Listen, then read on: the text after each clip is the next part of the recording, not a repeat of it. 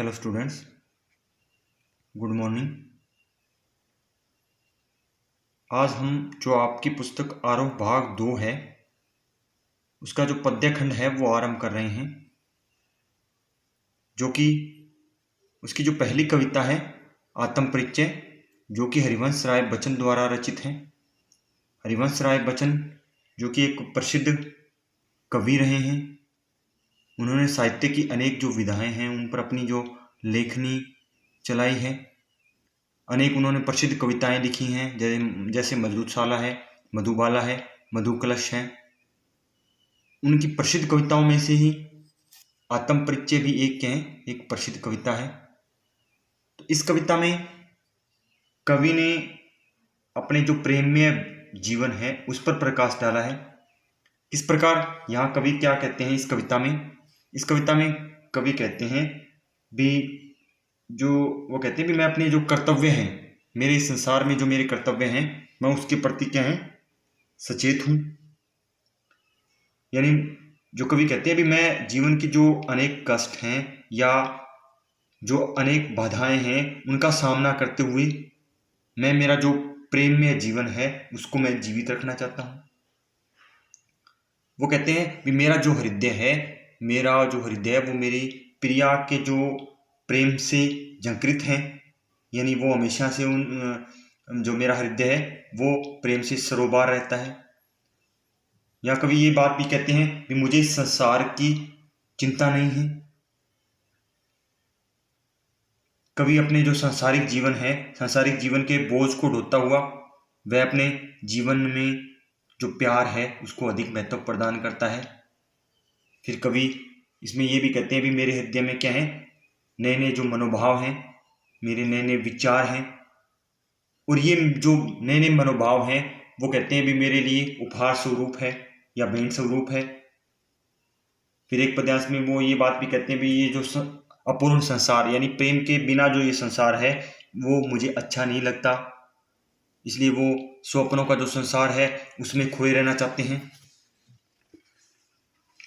फिर आगे उन्होंने अपने जो प्रेम की मस्ती है और उमंग है उसका वर्णन किया है। किस प्रकार वो कहते हैं भी मैं प्रेम और मस्ती से और उमंग से परिपूर्ण जो जीवन है वो व्यतीत करना चाहता हूँ।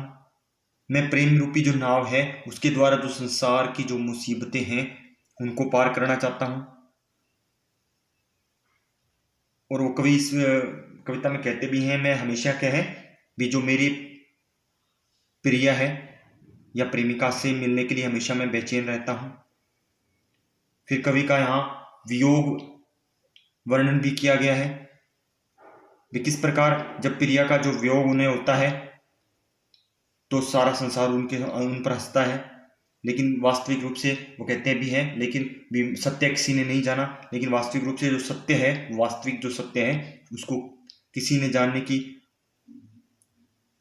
कोशिश नहीं की, या कोई भी क्या है उस सत्य को नहीं जान पाया। फिर कवि कहते हैं भी आज का ये जो संसार है वो क्या है भी भौतिक जो साधने हैं, यानी जो धन संपत्ति है उसके पीछे उसके चक्कर में उलझ कर रह गए हैं, परंतु कवि कहता है भी इन चीजों से दूर रहना ही हमारी भलाई है। फिर वो कहते हैं भी कुछ ऐसी चीजें हैं जिसे संसार क्या है हर रोज जोड़ने का प्रयास करता है, लेकिन कवि कहते हैं भी मुझे ऐसी चीजों की आवश्यकता नहीं है, ऐसे धन संग्रह की या कोई जो अन्य वस्तु हैं मुझे जोड़ने की आवश्यकता नहीं है। मैं उनको प्रत्येक कदम पर ठुकराता हुआ इस संसार में जीना चाहता हूं। फिर वो अपने प्रेम का तुलना करते हैं भी किस प्रकार क्या है उनका प्रेम भले ही क्या है भी खंडहर के समान टूटा फूटा है, यानी उन्हें वास्तविक जो पूर्ण रूप से उन्हें प्राप्त नहीं हुआ, लेकिन उस प्रेम पर जो राजाओं के जो महल है वो कहते हैं भी मुझे प्रेम जो मुझे प्राप्त हुआ है उस पर क्या है मैं राजाओं के जो महल हैं उनको भी मैं न्यौछावर करता हूँ। और अंत में कवि कहता है भी मेरा ये जो रोदन है, यानी मेरा जो रोना है वो ही मेरे लिए एक गीत बन गया है। यानी इस कविता में कवि ने अपने प्रेम में संसार की खुलकर अभिव्यक्ति की है। वो कहते हैं भी मैं एक दीवाना हूं और मैं मस्ती में इस संसार में घूमता फिरता हूं। तो ये इस कविता का सार था। आगे पद्यांश 1 आरंभ कर रहे हैं। मैं जग जीवन का भार लिए फिरता हूँ, फिर भी जीवन में प्यार लिए फिरता हूँ। कर दिया किसी ने झंकृत जिनको छूकर, मैं सांसों के 2 तार लिए फिरता हूँ। मैं जग जीवन यानी सांसारिक गतिविधियां,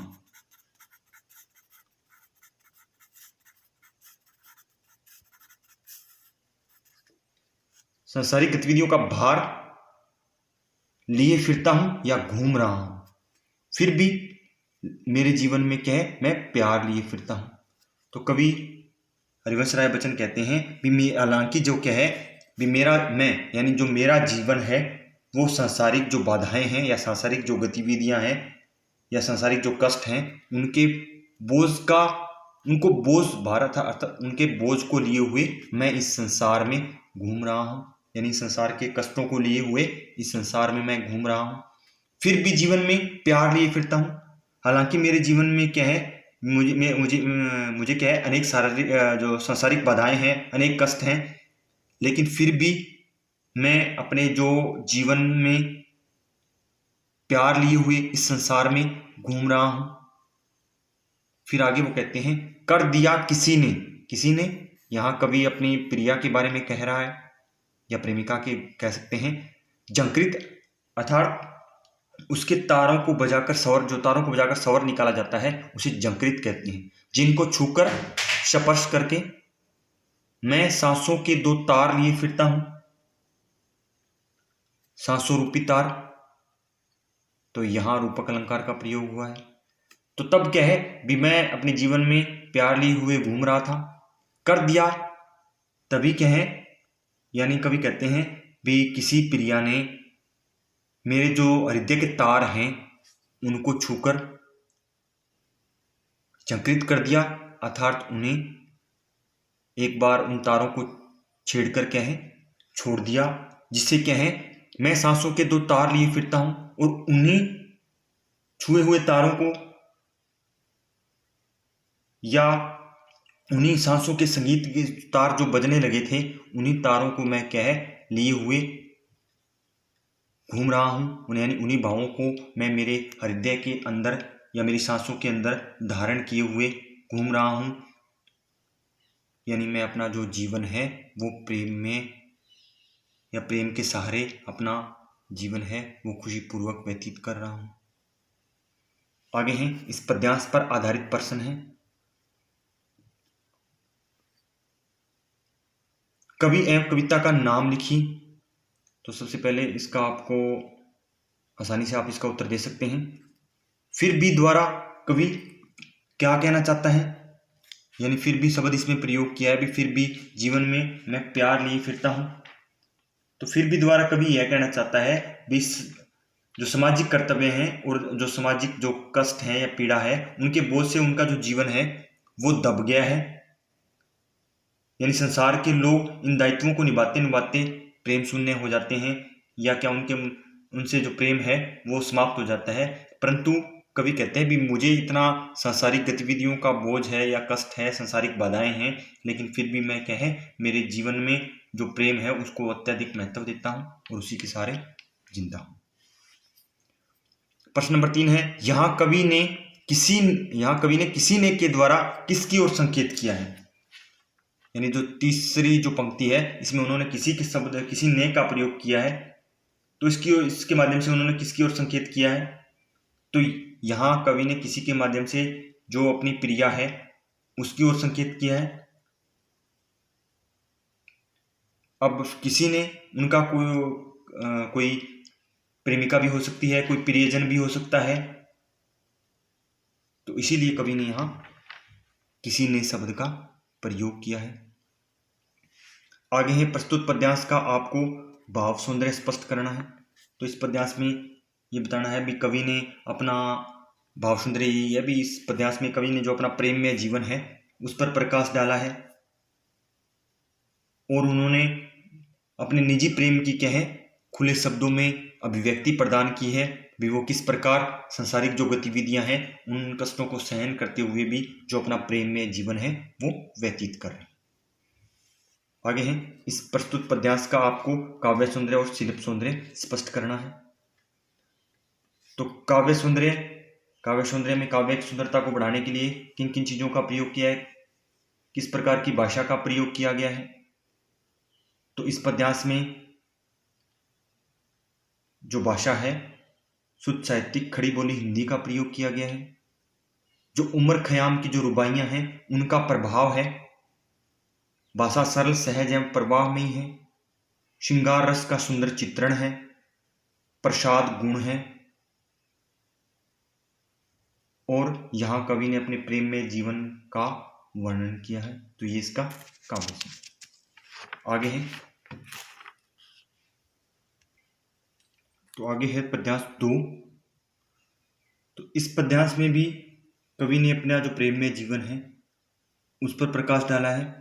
भी किस प्रकार कवि ये स्वीकार करते हैं भी मैं हमेशा जो प्रेम की मस्ती है उसमें डूबा रहता हूं। तो क्या कहते हैं इसमें, मैं स्नेह सुरा का पान किया करता हूं, मैं कभी न जग का ध्यान किया करता हूं। तो स्नेह सुरा यानी प्रेम रूपी मदिरा, प्रेम रूपी मदिरा। तो यहां रूपक अलंकार है। मैं कभी न जग का अर्थात संसार का ध्यान किया करता हूं। तो कवि कहता है कि मैं हमेशा जो प्रेम रूपी मदिरा है उसका पान करता रहता हूं, अर्थात उसका प्रेम रूपी मदिरा है उसका सेवन करता रहता हूं, या प्रेम के जो भाव हैं उनमें मैं हमेशा डूबा रहता हूं। मैं कभी न जग का ध्यान किया करता हूं। और कवि कहते हैं भी इसलिए मैं प्रेम में इतना डूबा रहता हूं भी मुझे इस संसार की जो बाधाएं हैं, जो कष्ट हैं, उनकी मुझे कोई चिंता नहीं है। मुझे इस बात की चिंता नहीं है भी इस संसार के लोग मेरे बारे में क्या सोच रहे हैं, यानी मैं इस संसार की तरफ ध्यान ही नहीं करता। जग पूछ रहा उनको जो जग की गाते, मैं अपने मन का गान किया करता हूं। गान का अर्थ है गीत गाता हूं। तो जग पूछ रहा उनको, ये संसार क्या है, उन्हीं लोगों को पूछता है जो इस संसार के विषय में गाते हैं।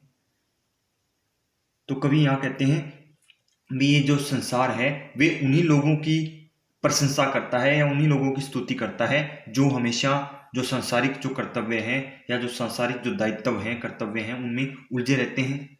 उन्हें क्या है, निजी सुख दुख की, समय के जो सुख दुख होता है या समय का जो प्रेम में जीवन है उसकी परवाह नहीं होती। ये संसार क्या है, उन्हीं की स्तुति करते हैं, उन्हीं के विषय के बारे में अपने जो उनके विषय के बारे में ही गाते हैं। मैं अपने मन का गान किए करता हूं, लेकिन मैं क्या है भी अपने गीतों के द्वारा जो मेरे प्रेम के जो भाव हैं या मेरे मन के भाव हैं उनको व्यक्त किया करता हूं। यानी मेरी कविताओं में मेरे प्रेम में जो जीवन है उसकी ही अभिव्यक्ति हुई है।